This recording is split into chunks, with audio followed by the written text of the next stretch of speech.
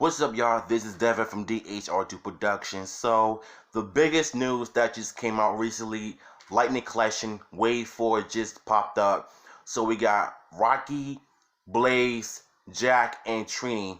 So, I want to take a look at Trini, the original Yellow Ranger of the Mighty Morphin series. And the box art itself looks really, really fantastic. And I love the way that the color just looks. It's almost as if you're getting a Netflix TV show, but only done in cartoons, which it could possibly happen, but I'm not sure. But the box art looks nice, so we're gonna take a look at the packaging outside the box. So here you have Trini outside of the box, her standing with the headless form, helmetless, I mean.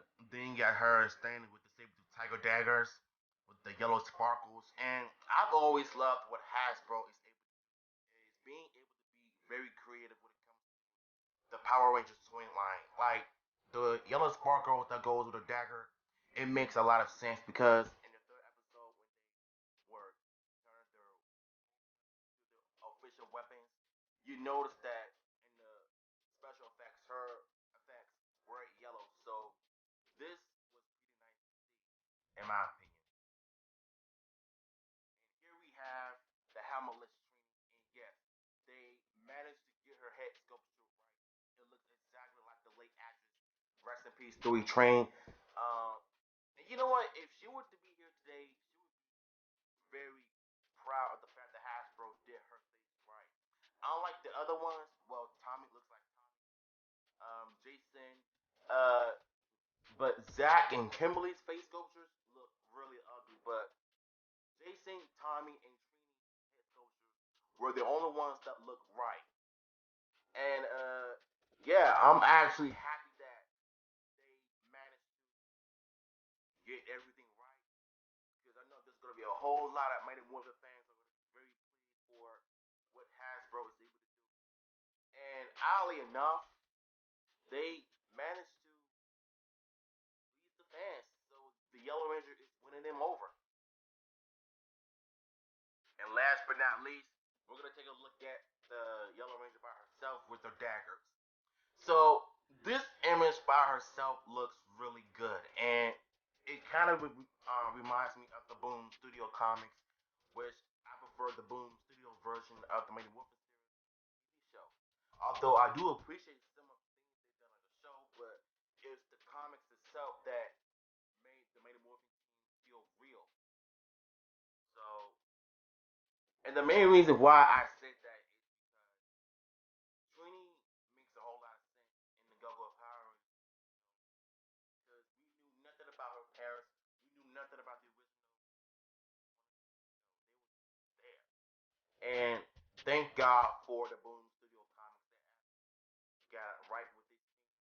And so is the Lightning Collection. So this image right here goes to show you how much I love the original series because of Boom. So this by far is one of my favorite ones. I don't have the money to buy the Lightning Collection that is made for adults that grew up with the series. You really don't have to play with them. You can just like do some displays of poses and stuff like that. So yeah. So yeah, Hasbro has definitely outdone themselves. Shout outs goes to them. They done a great job with because they not only got her head sculpture right, but everything about the figure just looks good. The weapons, the costumes, Trini's head sculpture, and the special effect that goes with a dagger. And they really turned themselves around because last year they were struggling real bad with the head sculptures with Jason and no, with Kimberly and Zach, and with the original Mighty Morphin helmets, and especially the Red Rangers though. But Trini, on the other hand, she she's definitely won a whole lot of fans on this one. And with that being said, thank you for checking out this video. This is the only time that I'm going to be doing a Mighty Morphin videos on hand. So this is just news to me, in my opinion. So let me know what y'all think of Trini's head sculpture and the whole lightning figure itself.